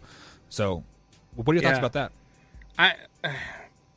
I think that, guys, I think Tom Brady, just because he's so smart, he knows when to get rid of the ball. He knows when to, you know what I mean? Like he beats blitzes. He does things really well. He's very intelligent. His football IQ is through the roof. You know, same thing with Patrick Mahomes. I mean, Patrick Mahomes is a magician on the football field. There are players that never take hard hits, right? And they always seem to succeed. I mean, like, yes, they get hit a lot, but they never get hit like square. And I think Tom Brady is one of those guys. And speaking of smart guys, Torrey Anderson says, breaking fake news, Jimmy G is going to sign with the Bears just to make Combs want to break things. That would make me want to break things. Spoiler alert, every quarterback is going to Chicago in the offseason. They're literally going to have 52 quarterbacks on the roster. Deshaun Watson is going to start, and Aaron Rodgers is going to come in and be his backup, and Jimmy G is going to be third string. There you go. Beautiful site there. But speaking of beautiful sites, we are down to the Final Four in the NFL. The AFC and the NFC championship games are Sunday afternoon. You have the Chiefs take on the Bills. And then, of course, you have the Green Bay Packers taking on the GOATs, Tampa Bay Buccaneers. So, Combs, there are 4 teams left in the NFL season, as Wyatt says, as he's a senior. What's up, Williams? Or Wyatt Williams, I should say. I hope you're having a good call. Shouldn't you be in bed by now? But nonetheless... Who is the most overhyped team going into the weekend, Combs? I don't think any of them are overhyped. I think that they are all very good. You don't get to this point in the season by being overhyped. But if I had to say one team that is going to go out there and underperform, I would put my money on the Green Bay Packers. And because, history would tell us that in an NFC title game, the Green Bay Packers tend to underperform. And I know people are going to say, oh, well, of course, a Bears fan saying that, a guy who hates the Packers is saying that. But no, they have underperformed in NFC title games. And if there was any of these four teams that is going to lay an egg this weekend, that's who I would have my money on. I would never have my money on Tom Brady to lay an egg in a title game. I would never have my money on, Patty Mahomes to lay an egg in a title game. And I, for damn sure, see? There you go. Coming from Packers fan himself. Yeah. And, the Buffalo Bills maybe could lay an egg just because they haven't been there. So they might be the second most overhyped team heading into the weekend, but I would have to say the Green Bay Packers. So I have been hard, let's just be flat honest. I have been hard on the Buccaneers all year because I thought they were a overhyped team all season. I picked them to win the Super Bowl preseason. And then the first part of the season, they were proving me right. I mean, it took them a lot longer to really find their legs per se than I think that most people thought. So people were buying into the overhypeness now, but we have seen them really play games to beat their opponents now. I mean, we've seen them run the ball a lot. We've seen them pass the ball a lot, and their defense has stepped up when needed. So right now, I'm not going to go the Tampa Bay Buccaneers. They are a Super Bowl caliber team right now on paper, 100%. I'm also not going to go with the Kansas City Chiefs because the fact that right now they are kind of behind the 8 ball. We don't know what the Chiefs are going to be going into the AFC Championship game. They can be two totally different teams. They could be the Kansas City Chiefs that we have grown to know over the last 2 years with Patrick Mahomes as a quarterback, or they could become a run-dominant team with Chad Henne as the quarterback. So I can't pick one way or the other with the Kansas City Chiefs. I do like what you said about the Green Bay Packers, but that offense is their defense is suspect at best. Their run defense is horrible, but that offense is high powered enough that I think they can keep them in a game. Now, I got to go with what you said. I got to go with the Buffalo Bills because Patrick Mahomes and the Kansas City Chiefs have been to the AFC Championship game. The Green Bay Packers have been to the NFC Championship game. Tom Brady has been to the this is his first NFC Championship game, but he has been to the championship game as well. The Buffalo Bills team as a whole is the only team that hasn't been to the situation in a very, very long time, and I don't think anybody on their roster has been to this point. So I want to say that they are probably the most overhyped team going Stephon into Diggs, the weekend. didn't he get there? He got there with the Vikings, didn't he? Weren't the Vikings in the NFC title game a couple years ago? I thought they lost in the second round because they beat the Saints in the wild card. I thought card. they beat the Saints in the divisional. Was that divisional game? Yeah, I thought so. Yeah, but maybe I could be wrong. Okay, so 1 out of 52 or out of 51 guys have been there, right? So with that being said, I got to say the Buffalo Bills are the most overhyped team coming into the weekend because of the fact that they haven't been there, and whether you want to admit it or not, it is not just a netter game. You have a lot of pregame, a lot of jitters, a lot of stuff has happening pregame before you actually get to the game. So I'm going to go with the Buffalo Bills. Of course you are, because they're playing your Chiefs. Well, no, you can say that, but if we have to pick a team. Now, I have been on record saying that the Buffalo Bills are the most complete team. Yes, they are the most complete team on both sides of the ball. They have a great defense. They have a great offense. Yeah. But we saw it last week that Josh Allen kind of shit the bed a little bit, right? No. See, that's where you're wrong. I just think that game was about the defenses and it was about the weather. The wind was absolutely whipping. The wind was insane. And the defenses did an outstanding job of stopping on both sides of the ball. I mean, the Bills' defensive game plan was impeccable, but the Ravens, to stop a team that was scoring 30-plus points over the last 7 weeks per game, to hold them to 17, weather or no weather, I mean, you played a damn good game. Yeah, so and 7 of those points went on Lamar Jackson. It wasn't even them that gave them up, you know? Yeah, so 100% correct. I don't know. I mean, Drew here says the Bucs have been a losing team for so long. That's basically all they knew. I chalked beginning of the season. I agree. So I said that before, too. I said that the beginning of their season had to do with the fact that they had no preseason. And they were with a new quarterback, and they were trying to figure things out and all of that stuff. Now, that being said, also at the beginning of their season, they didn't have Antonio Brown. They weren't clicking on all cylinders, and they still beat the Green Bay Packers 38-10. Right. So keep that in mind heading into this weekend, and keep in mind that we will do our picks on Thursday, and I am 8-2 in this postseason so far, and both of my losses are a result of the Cleveland Browns. And they're out of the playoffs now, right? Yeah, well, I lost when I picked against them, and then I lost when I picked them to win. So I'm 0-2 with the Browns, but I'm undefeated with everybody else. Let me bring Drew's comment back up here. Drew, I would agree with you if they had different players on that team. The fact that they brought in so much veteran talent on that team, Tom Brady, Gronk, you can even say Leonard Fournette. Yes, the Jacksonville Jaguars haven't been much, but he still has that veteran presence on there. And they also have Shady McCoy on there. And who else did they sign? They didn't get McCoy till mid-season, though, right?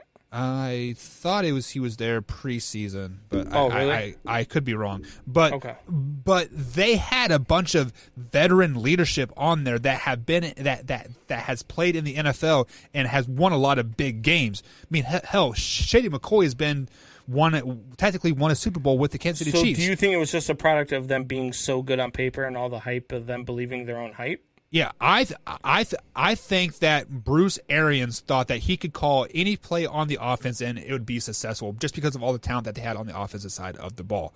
And the fact is that Tom Brady didn't I believe I saw a stat where Tom Brady threw more yards downfield this season than he had the previous 10 seasons with the Patriots. So, I mean, just take that into. Well, I think they also realized halfway through the season that Arians' game plan wasn't working, and they needed Tom to call the plays. Because once they went to that, I think that their season really turned around, and they started clicking on all cylinders. And I believe wholeheartedly that he's calling the shots on every play. Yeah, and then also let's go ahead and bring this comment up from Drew as well. He says, when it comes to the Buffalo Bills, remember that ignorance is bliss. They aren't scared due to the lack of experience. Plus, what do they have to lose? What they have to lose is I think many people are picking them to beat the Kansas City Chiefs right now. So I think that kind of gets in your head a little bit, and you kind of walk in with. I think people are picking them right now because of the injury to Patty Mahomes and. If they go up against Chad Henne and in the Chiefs as opposed to Patrick Mahomes in the Chiefs, it's a different ball game. Or even if they go up against an injured Patrick Mahomes, it's a completely different team. And I said that when he first got hurt. I texted you and I said, "You're right, man. I don't want to see the Chiefs without Patrick Mahomes." And I think that's why a lot of people are leaning the way that they are right now because the Bills are so damn good, man. They are just good. Yeah, they're good in every facet of the game. They are good, and so I think that goes a long way too, especially when you're playing a beat up team. Not only Patrick Mahomes, but I mean Clyde Edwards-Helaire, which cost me some points in my playoff fantasy league here because I put him in to start and I didn't realize that he wasn't playing this weekend, so I left him in there and didn't think about it. But no Clyde Edwards-Helaire and no Patrick Mahomes. I'm still only down by 4 points. So well, Clyde Edwards-Helaire is supposed to be back this week, so we'll see how that goes. But before we head to our last break, let's go ahead and address a few more comments here. Tori Anderson says the Tampa Bay Buccaneers took so long to gel because there were so many new faces on the team. That's probably 100% correct. If the Bears can't beat the Bucs, if the Bears can beat the Bucs, Green Bay can do it. But the Bears beat the Bucs the week before Green Bay beat them 38-10. So, and then also Drew comes in and says that 98% mental in the game. The Bills had the mentality. I agree, man. They are very, very confident right now. Very confident, and they should be. Are the Buffalo Bills fans the best fan base in all of football? Did you see what they did after Lamar Jackson went out with that concussion? They raised like $250,000 for his charity here in Louisville. Yeah, that's absolutely crazy. Bill Mafia gives shout out to those guys 100%. Guys, we're going to take a quick little break, our last break of the night. If you guys are still with us, thank you for joining us. If you have missed any part of the show whatsoever, head over to manhourradio.com. Click on the podcast form. You can listen to all the podcasts that we have out there. Also, if you click on video, if they were losing that game, would they have raised so much money? I doubt it. let's be flat honest. I doubt it. But on the other side of the break, guys, we are going to talk some NCAA basketball. We are just going to start to talk some more basketball, talk some more baseball here moving forward as the NFL season starting to wrap up.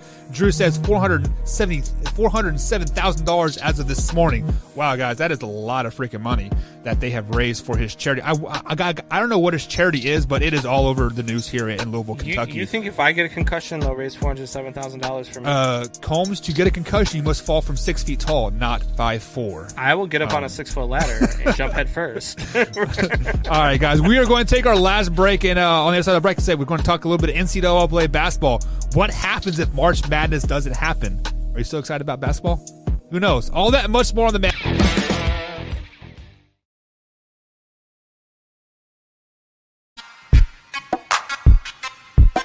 And welcome back to the Man Hour, guys. Michael Buckhiser along with Brandon Combs as well. Join us tomorrow on the 313 The Flash, based out of Detroit, Michigan. We are live on there every Wednesday night from 8 p.m. till 10 p.m. That is 313 The Flash over there based out of Detroit, Michigan. Very, very glad to be a part of them. What's up? We got $290,000 from Bill's Mafia. It'll feed over 2,000 kids in Louisville. Look, how much are these kids eating?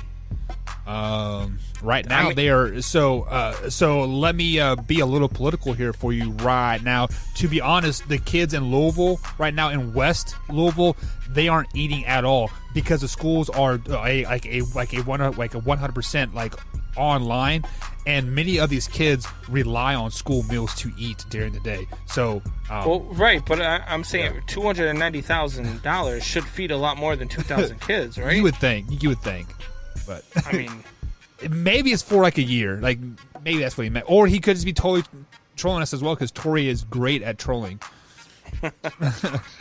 Provides food and I think backpack. Let's see, now you're getting. I mean, if you're doing all sorts of stuff, if you're providing food for them for the year, look, I mean that's it's phenomenal stuff either way. I mean, Bill's Mafia shelled out in a big way. Yeah, let me do some more research on that, because I can see Louisville outside my window in the storm shelter that I'm in here in the bomb shelter. Can you see any hungry kids? No, because it is on the west side and I'm on the east side. But okay. Whatever. No, I'm totally kidding. But I was going to say something clever, but I can't remember. But then we started making fun of hungry kids, and you completely went off the rails. I'm not making fun of hungry kids whatsoever. I mean, being hungry sucks. I was hungry when I was a little kid. Every now and then, we've had spurts in our life, we hungry and not hungry, and it sucks as a kid. But moving forward here, guys, like I said, we are going to start sprinkling a little bit of basketball, a little bit of Major League Baseball. Since the NFL season is starting to wrap up on us, we have to expand the Man Hour brand. But if you head over to manhourradio.com, you can definitely support the brand by picking up some merchandise over there. It'd be highly, highly appreciated. We got new merchandise coming, and Combs is working on that as we speak. But On Wednesday's show, guys, we have a big show lineup for you. We have a wide receiver from Texas A&M that is joining the show. We're going to interview him, have a great time. And, of course, we got Zen Michalski. Normally on Tuesday he joined us for his weekly segment, but he had some tutoring to do tonight. He actually is supposed to arrive on campus tomorrow, so that's what he is. He's getting prepared for college, so we get a chance to talk to Zen tomorrow night as well. Great kid over there. So, Combs, let's go ahead and talk a little bit of college basketball here.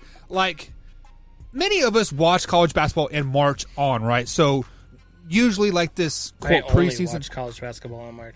Well, this year is kind of the exception for college basketball because this is the first time since 1961 that North Carolina, Duke, and Kentucky are not in the top 25.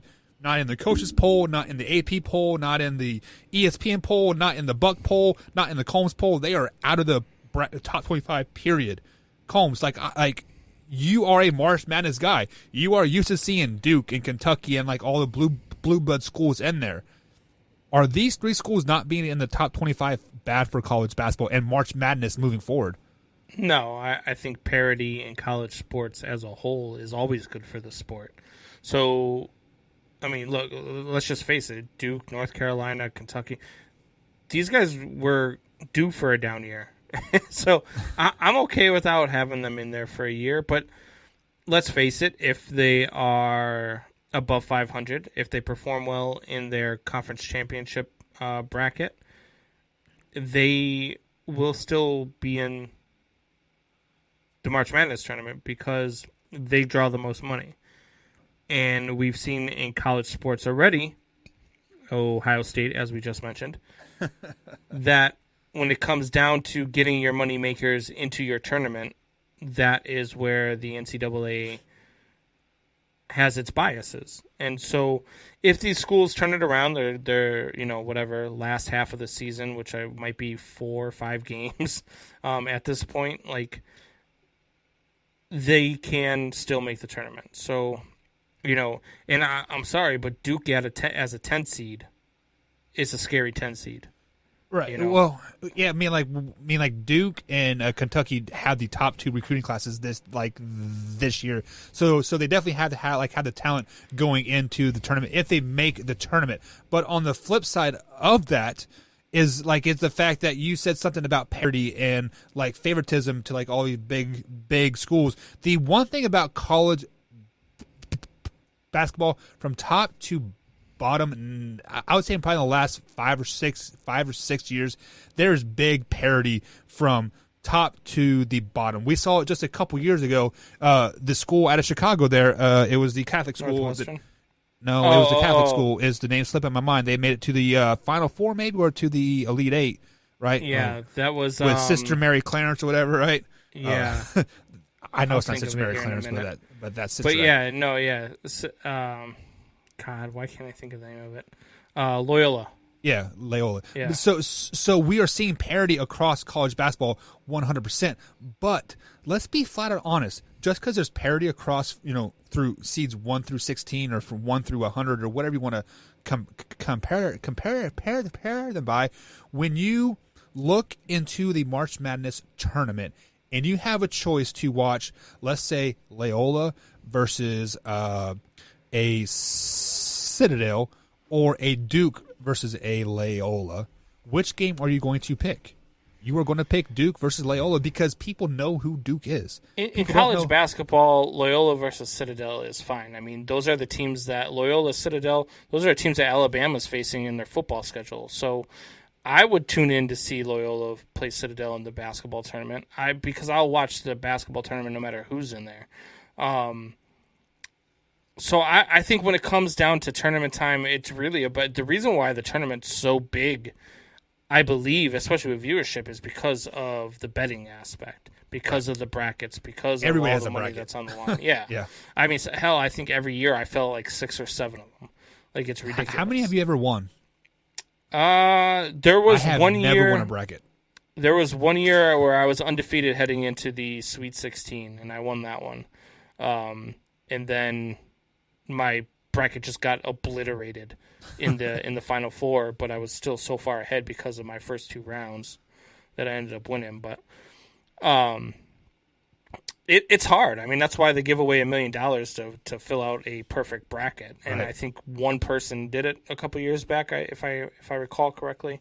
But I mean, you get so much upsets. Every year I pick a 16 seed to upset a number 1 seed, just so I could be the guy who said, hey, I picked that 16 seed to beat, and then that year that Virginia lost to the 16 seed, I picked a 16 seed, but it wasn't against Virginia. So, I still didn't even get it right. So I think that's why college basketball is so big in March, is because of the betting aspect of it, not because people care about what teams are on the court. And see, I beg to differ. Tori says, will there be a man-hour bracket? You're damn straight there will be a man-hour bracket. And I'm going to win that my first bracket ever, because I will not pick a 16 seed to be a 1 seed. But let me address the other comment that you made is the NCAA will show favoritism. So when teams are on the outside looking in, let's say there is a Kentucky, a Duke, a Loyola, and let's say a Wisconsin, right? On the outside looking in, the last 4 in, I think the NCAA tournament committee is by far the best committee out there as far as evaluating, because there is a criteria that they follow. They follow strength of schedule. What have you done the last 10 games? Who have you played? All that stuff. I mean, there's a written out criteria that everybody knows, and so they can fall back on. But let's say for they usually average, however many million viewers. Right. So let's say it was a million viewers. How many of those million viewers would you say follow the college basketball season all the way through? I think college basketball is more popular than NBA basketball. So I would safely say probably about 80% of them really maybe not college basketball as a whole, but their teams and their conference, they follow them pretty extensively. So I'm going to go with 80%. See, I would say it's probably closer to 30. I don't think. I mean, I think people will watch college basketball here and there when it's on. If you've got Duke versus UNC, or rivalry week is always big.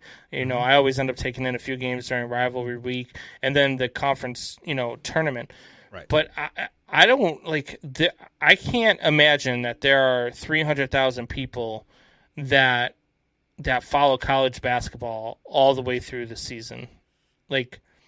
That would be surprising to me. So let me I would take your 30% until February. Once February hits, I bet you that jumps up to 70%, and people start to catch up, right? They like to really start to read and do their analytics and really start to follow their team, because that's the heart of the conference season and whatnot. We didn't even start yet in Buck. I mean, probably because I'm picking Kansas State to go all the way, even though they're not even going to make the NIT this year. Man, we're horrible. I'm picking Duke, and they're not even in the tournament. Right. So, but I would say that number.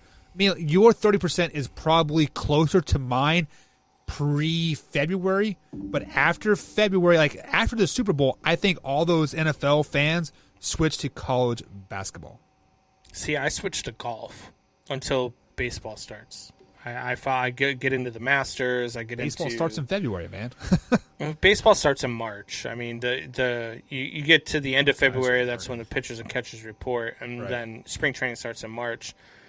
And then I switch over, but I still watch golf as the season starts. But I don't know. I'm just not. I can't get into it with college basketball like I do college football. I can't get into it with. I can't even get into college basketball the way I get into college hockey. So it's just me. I'm not a big basketball guy per se, anyway.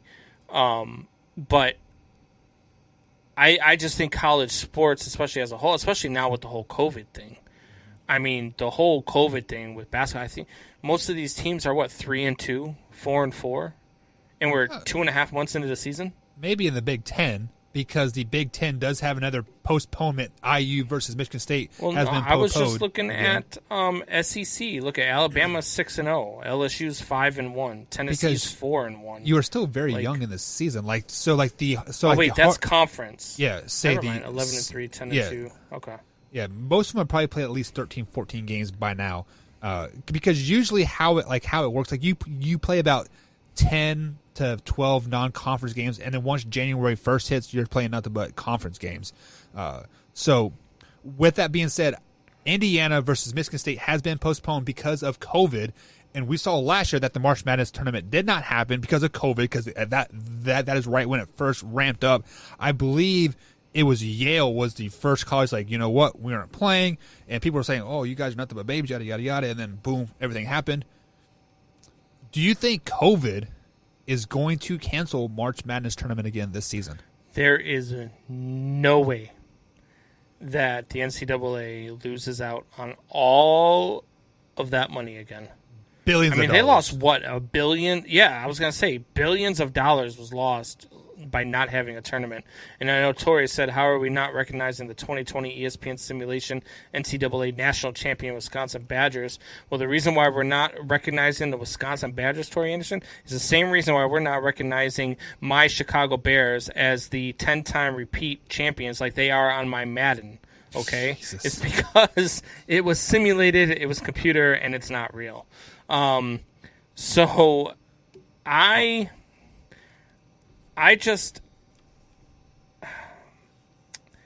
think that COVID is coming to a point where we're fed up. We're going to see, right? But I just think that the numbers are starting to go down. I mean, even here in Illinois, the testing is now the positivity rate is now down below 7%. So stuff's starting to open up again. And the inauguration is tomorrow, so the rest of the world will be opened up by February 1st. Right. And so I just... With the $2,000 check in our pocket, right? Yeah. I'm, but I think that for sure, which is why I think baseball will get a full season in too, but I think for sure we're going to have a March Madness tournament. So, I know here in Indiana, high school basketball is a big thing here. So they are, I believe they are I don't believe the NCAA is doing a bubble format. Yes, there's already a bubble format. Anyways, when you separate into your regions and you play in Atlanta and all this stuff, but here in Indianapolis, Indiana, they are hosting, the first, second, third, fourth rounds here with 16 or 32 teams. So there will be a bubble situation for the NCAA tournament. There will be fans there, but there will be no fans because the only people that are allowed in there is family members. So mom, dads, and aunts and uncles, I think, are the only people that are allowed in there. So the NCAA is doing what Major League Baseball did in their playoffs. They're doing a bubble format, isolating everybody and say, hey, we're just going to play basketball and we're going to crown a champion this year because we need the money. That's what it comes down to. Yeah, I mean, look, when it comes to NCAA, it's all about the money. I mean, we established that with this college football season, with the old Ohio State thing. It's when it comes down to it, it's about the money. They didn't play through the pandemic because it was about the kids. They played through the pandemic because it was about the money. And that's why they did what they did with Ohio State as well. So I don't know. Yeah, so let me go ahead and bring this comment up by Tori here. He says over 10% of Wisconsin has tested positive for the virus. Also, a fun fact here, so a basketball team has 17 kids, I think, benched on their team. The Nebraska Cornhuskers now have 16 players that have tested positive for COVID-19. So out of their 17, 16 of them tested positive just this week for COVID. So Combs, I do understand what you're saying about how, I don't want to get too political here, but I think COVID was simply a basis of the election and like that, and it has mean like over people 10% of Wisconsin has tested positive for the virus, yet they had 7,000 people in the stands in Green Bay. You know what I mean? Like, yeah. like it's just not. I don't know. I get it. I'm not gonna get into the political part of stuff because we could be here all night. Like I'm not on one side and I'm not on the other side. I'm right down the middle, and I see things from both sides. We have common sense, Combs. yeah. I mean, it's just not. Both parties have been failing us for decades. So let's just leave it at that. But I want to, when it comes to college basketball, there's zero chance that they cancel this tournament again. Zero chance. You are 100% correct. So, Combs, let's go ahead and take our last break, our official last break of the night, and we are going to come up and wrap the show. We have some things coming. The Ravens are starting to cut a bunch of fat now, man. We are going to talk about that and a little bit more here on the Man Hour right after the break.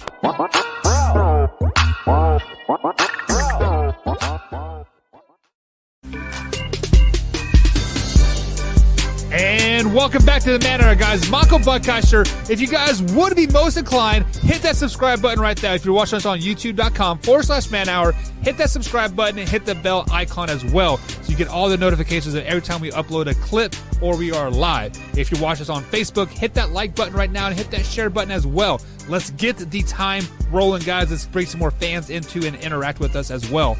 As Brandon Combs Jr. says, Wyatt bedtime is like 7 p.m. and sneaks on the show past his mom and uses Walmart's Wi-Fi for the show.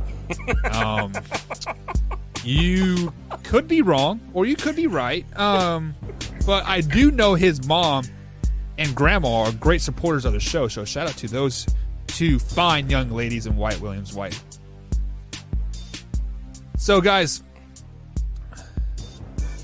it has been a crazy show as I try to collect my thoughts. And if you guys missed last night's show, your comment? Yeah. So if you guys missed last night's show, Wyatt mentioned the comment that, hey, was it pre-show or like on the show? But either way, we were dogging on it for like whole show, right?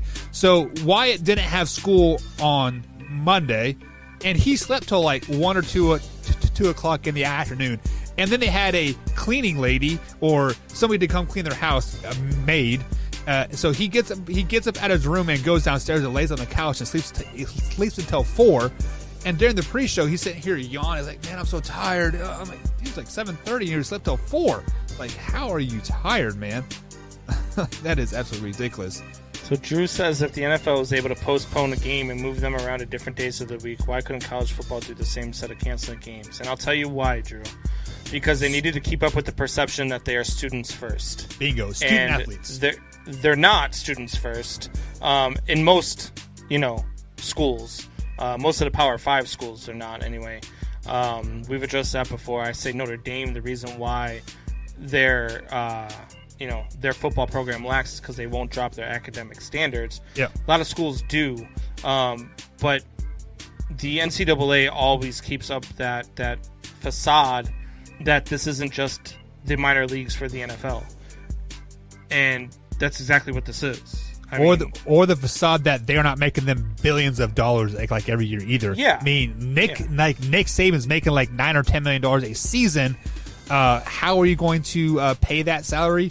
Yeah. Those free labor and the $4 million bonus for making it to the college football playoff, right. And the $6 million bonus for winning the title, and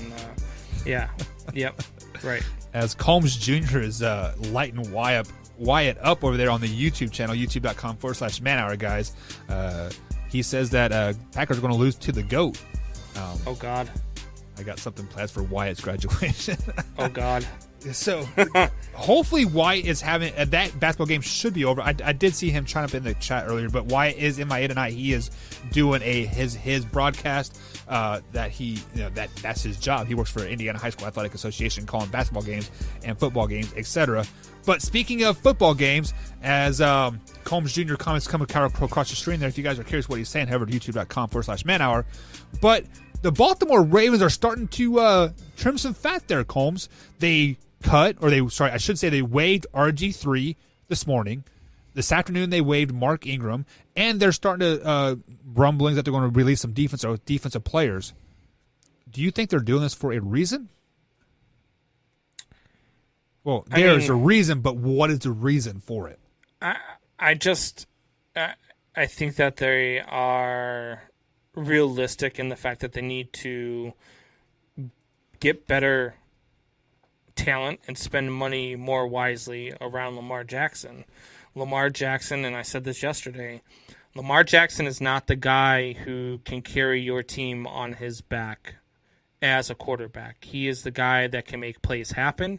He's a very dynamic quarterback, but he needs wide receiver help. He needs offensive line help. Right. Like, they've got to do things to build around him to make him successful, and I think that they're realizing that you have no good in a running back the caliber of Mark Ingram if you have nobody to open up holes for him. So, and Tony says Tony Saragusa hasn't played for them in years. You're talking about trimming fat and hashtag fat jokes and like Drew, I will address your college statement there in like a minute there, but the reason why they're, quote, trimming the fat and trimming these salary caps is because they're getting ready to make a move for a number one receiver. They are looking to make a move for Odell Beckham Jr. Antonio Brown, I believe he has only signed a 1-year prove-it deal for the Bucks, so he is going to look. What a bad signing OBJ would be.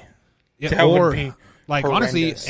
honestly, Antonio Brown would be a bad signing too. But those names entices fans, entices the general public, saying, "Oh, we signed Antonio Brown. Oh, we signed OBJ." But the fact is that the Baltimore Ravens need more of an offense around Lamar Jackson. If you want Lamar Jackson to succeed, you need to give a offensive minded coach a more balanced attack and some weapons on the outside. Antonio Brown and like OBJ, like whatever you want to say, like they need to bring somebody in. And they're making salary cap room to bring some of those players in. With that being said, it would not surprise me at all if the Ravens go after your Chicago Bear guys this offseason and Robinson and sign him. Are you talking about Robinson? Yeah. Yeah, I mean, if the Bears don't bring Robinson back, I don't know. Like, I mean, I think he is out of Chicago either way. You think he just doesn't want to be back? I don't think he wants to be back because of the quarterback situation and the quote offensive guru there that they signed for 4 more years. What if the Bears trade or draft or get somebody who is a huge step up from what we've had over the last few years, which I think is inevitable. I think that they know. And I think that but then again, the fans were highly against keeping frickin' Ryan Pace and Matt Nagy, and they still kept those guys. So who knows? Maybe we'll extend Trubisky for the next 10 frickin' season or something. The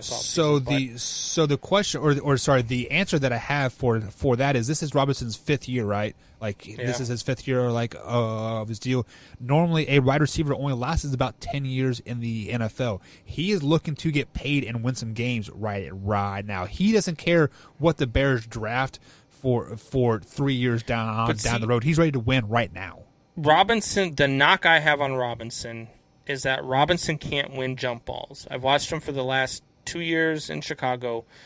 Anytime that there is a jump ball, and sometimes those jump balls are placed in good spots, 9 times out of 10, he does not come down with the ball. He does not win, and that's the type of guy that Baltimore really needs, is a guy who can go up and win those jump balls, a guy who can go up and make plays for Lamar Jackson. Because that's Allen one balls Robinson he can't isn't throw. that guy. Allen Robinson is a very good wide receiver, but he is not that deep downfield type guy. He's more of like a Michael Thomas 8-yard out type wide receiver. He's going to catch 100 balls for you, and he's going to be very productive, but he is not that beat you downfield wide receiver, and that's what the Baltimore Ravens need. They need that deep threat.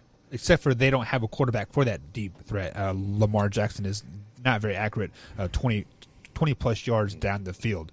Is he not very accurate? Has he not had anybody who could go and get the ball?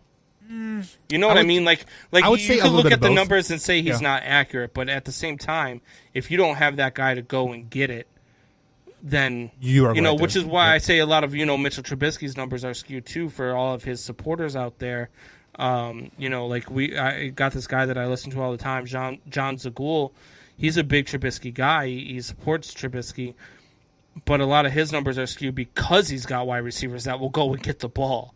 And so I think that they could sign Masin Muhammad. Jesus Christ, stop it. Didn't he just sign with the Lions? Didn't he for a while? I thought. Masin Muhammad? Yeah. No, Masin Muhammad is an old player. Oh, I'm thinking I'm thinking of Sanu. I'm sorry. Sanu, yeah. Yeah. So he Torrey Anderson was trying to be funny. But no, I think that the Ravens need that deep threat. Now there is a guy out there in the NFC North that I think they could go get that would be a perfect fit for them, and that's Marvin Jones Jr. I would really like Marvin Jones Jr. in that Baltimore Ravens, wide receiver core, because that kid's a stud, man. Yeah. That kid's a bona fide stud, and he would help out Lamar Jackson a ton. He's a good route runner, good hands, deep threat. Like I really like Marvin Jones. That would be the number one target if I'm the Baltimore Ravens. So, Combs, we have about 10 minutes left in the show, so let's go ahead and address these comments that we haven't had a chance to address yet here. So, one thing that Drew said earlier, I am looking to pull it up here. Here it is. This is back to the college football, saying that, why hadn't why can't college move games to make games happen? And he said, but wouldn't they make more money playing the game instead of canceling? And just to reiterate, they have to put that persona out. That student athlete is first. So and not only that, but there for every player that makes it to the NFL, there's probably 60 or 70 that are actually getting their education. So right, it's kind of a catch-22, and I think so. They do. You're right. They do have to keep up that persona, but there are also kids that do need to make it to class that are on the team. Yeah, also on the flip side of the coin, the NFL only has about 70 to 75 players plus personnel and coaches that they have to travel back and forth. A college football team, you're looking at 140. So yeah. Like I know on the home games for Kansas State, we dressed 90 kids. So now on the road, I think we dressed about 75-ish, maybe 80. But you have 20 managers and you have coaches for every usually two coaches for every position and grad assistants. So you are looking at a big travel controversy there. And then Drew says salary cap. What are we referring to? I think that was in regards to the Ravens and why they made the moves that they did. Yeah, they are trimming the fat to make a big splash in the offseason. They are looking to sign a big name like Robertson. They're looking to sign a big guy. Brandon Combs Jr. over there on the YouTube channel says Lamar Jackson is a Falcon in the playoffs. I think it's been drinking your Kool-Aid. Yeah. Explain that, man. What do you think he's trying to say disappear in there? the playoffs. The Falcons do in the fourth quarter is what Lamar Jackson does in the playoffs. Oh, okay. Your pun kind of fell short because you forgot some things there. But then he says, but one of the top quarterbacks in the regular season, he's referring to Lamar Jackson.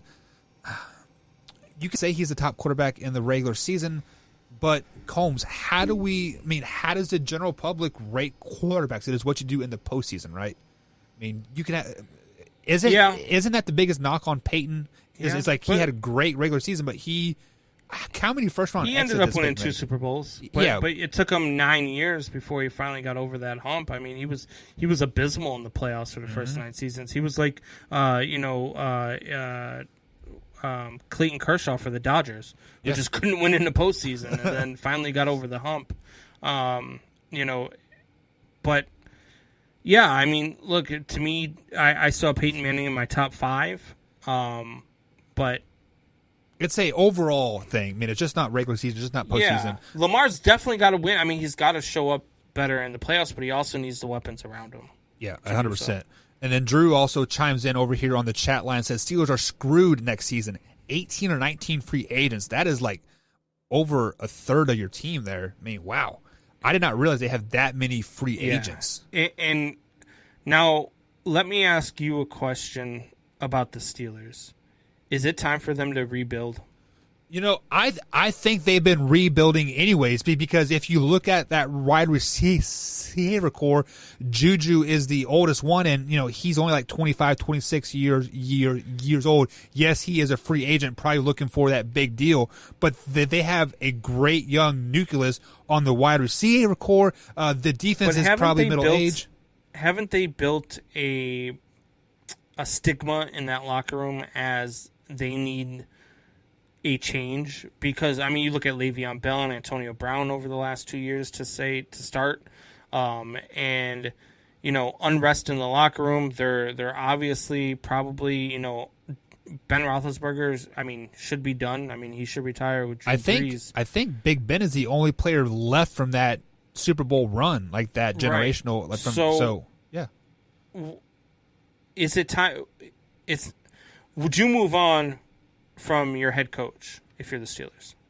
No, because Mike Tomlin has, I believe last year was the only year that he has missed the playoffs in his whole tenure for Pittsburgh, and they were down to what their fourth. And he still went 8-8 with the fourth-string quarterback. Yeah, with the fourth. So no, Mike Tomlin is not the problem. The only knock that I have ever heard on him whatsoever is that he defends his players too much.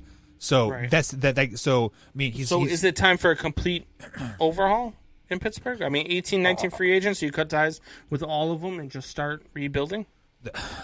Juju Smith-Schuster's one of those free agents, by the way. Yeah, Juju and probably Big Ben's probably a free. No, I think Big Ben's underneath for like another year. But dude, losing 19 players—that's a culture shock. Like that. That is like starting from scratch. And I mean, clearly you can't sign all 18, 19 of them because, you know, like, you just don't have a need for them. Like at the end of the day, but. I mean, really, I think the Steelers are right where they want to be. They are, let's say, a quarterback away of, you know, being the Browns right now, being 11. You know, I mean, like, yes, they had a great season, but if you go into the draft and late in the draft and you get a Kyle Trask or you get that kid from North Dakota State with that young nucleus that they already have, I think the Steelers are in an opportunity to challenge the Kansas City Chiefs year in and like year out for that AFC Championship game. All right, you have to draft well this year. Yeah, if that's the case. I mean, you had to draft a quarterback and some linemen. Yeah, 100%. Yeah, I mean, I don't know, man. That's interesting. So let's go ahead and address this next comment. The Bears need Watson. Combs, you've been on that Watson train since before this all happened, right? Since they drafted Mitch Trubisky, instead of Watson. Yeah, you know, I think there are probably 26 teams in the NFL that need Watson. Let's be flat out honest. Oh, I agree. Teams. And I got posed the question today: Would Watson going to thrive outside of Houston? Watson will thrive everywhere he goes. He will thrive in Houston, honestly. Yeah, the guy had a quarterback rating this year of like 104 or something like that, and his team was 4-12. Like that's ridiculous. Yeah. So Watson will be good wherever he goes. I don't know that the Bears will get Watson. I've been out there. I've said, look, I would give them my first round this year, my first round next year, a second and a third, and give them Khalil Mack for Deshaun Watson. That's what I would throw out there if I'm the Bears, but we don't have a good GM, so yeah. And speaking of your GM, Torrey Anderson says that Ryan Pace is the 2020 Executive of the Year. Every Packer fan. Torrey Anderson, kick rocks. And then he also says that, so you mean that Mason Rudolph isn't the answer in Pittsburgh? I don't believe so. I don't think Mason Rudolph was the answer in college. Like, honestly, I don't know. So there are a couple players that I don't know how they got to the NFL. One of them being Garner Minshew. The other one being who is the white quarterback for the Baltimore Ravens that play in Torres ACL? Who's that kid?